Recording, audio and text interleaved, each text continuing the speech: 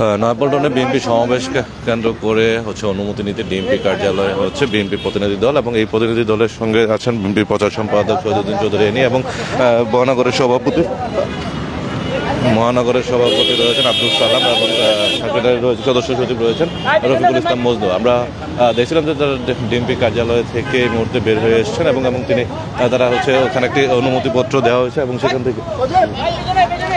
থেকে তারা এখানে এসে উপস্থিত হয়েছেন। এবং আমরা ঠিক বেলা 11টার দিকে তাদের একটি স্মারকলিপি নিয়ে এই 3 জনের একটি প্রতিনিধি দল কিন্তু এখানে ভিতরে প্রবেশ করেছেন এবং ডিএমপি কার্যালয়ের সঙ্গে কমিশনারের সঙ্গে কথা বলেছেন। এবং আমরা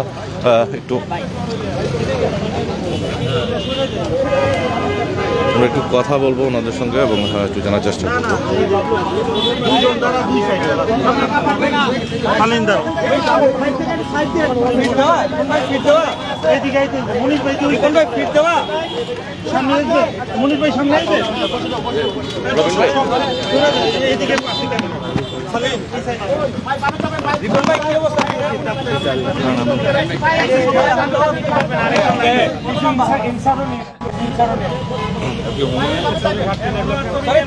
ছবি নিয়ে নেন সালিম ভাই।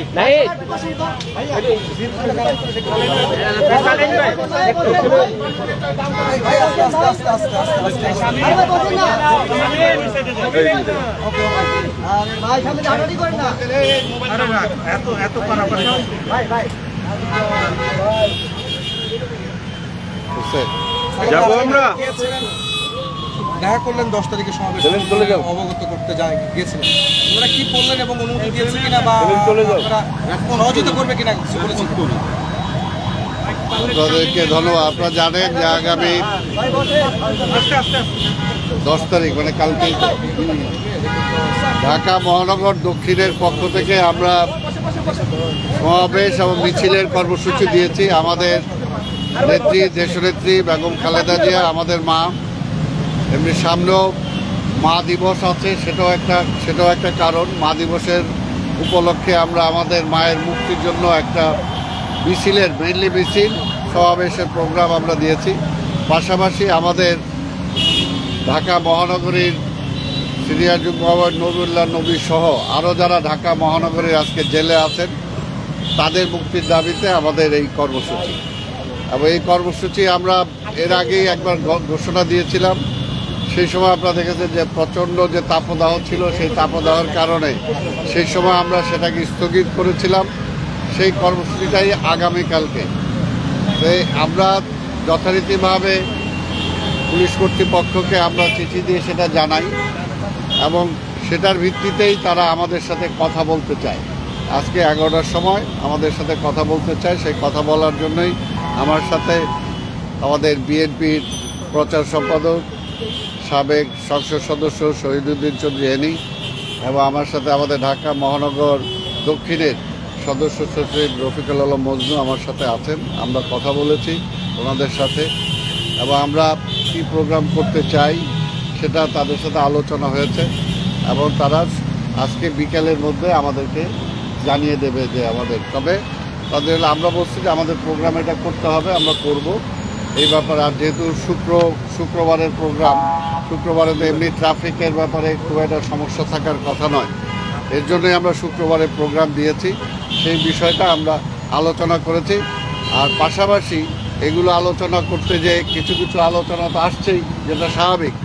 যে 28শে অক্টোবরের যে ঘটনা ঘটলো, আমরা বলছি যেটা একটা কমপ্লিটলি একটা শান্তিপূর্ণ মহাসমাবেশকে পণ্ড করার জন্য যেভাবে সেদিন আক্রমণ করা হয়েছে, এটা আমরা কোনোভাবে আশা করি নাই এবং সেটা আমরা বলেছি যে সেইটাকে পণ্ড করার জন্য বরং আজকে সরকারি দল আওয়ামী লীগের পক্ষ থেকে তাদের একটা প্ররোচনা ছিল এবং তারাই আমাদের সমাবেশটাকে পণ্ড করার জন্য সেটা করেছে। আমরা এটা অবশ্যই বলেছি এবং আমাদের এর মধ্যে যে সমস্ত আন্দোলন করতে যে আমাদের যে ভূমিকা ছিল, আমরা কতটুকু চেষ্টা করেছি।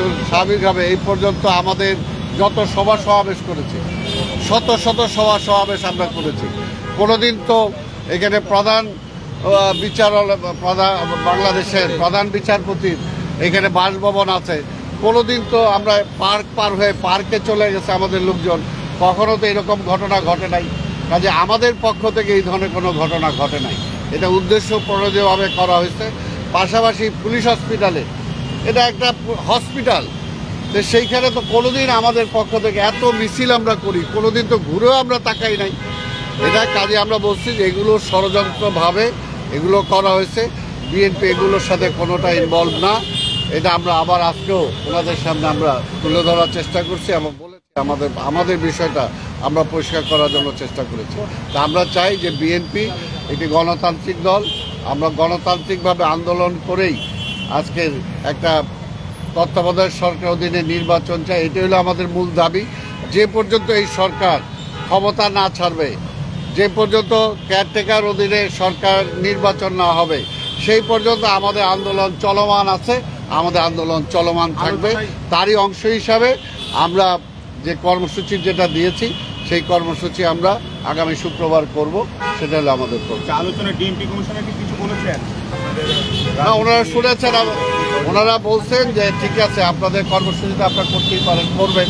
এই বিষয়ে আমরা নিজেরা ইন্টারনালি কথা বলে আজকে সন্ধ্যা বিকালের মধ্যে আপনাদেরকে আমরা জানিয়ে দেবো।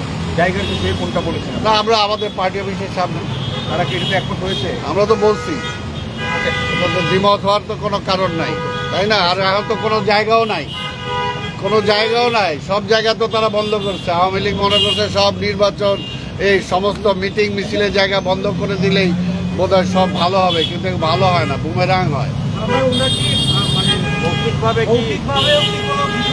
না, বললো তো তাদের পজিটিভ, বললো যে আমাদের দিক থেকে কোনো সমস্যা নাই, তবে আমরা আলোচনা করে বিকালে আমরা জানিয়ে দেবো। তাদের দিক থেকে সমস্যা নাই, তারা বলছে আমরা পজিটিভ। ভাই, আমরা কি বলতে পারি যে মৌখিকভাবে অনুমতি পেয়েছেন আপনারা? আমি এটা বলতে যাবো কেন? Thank you.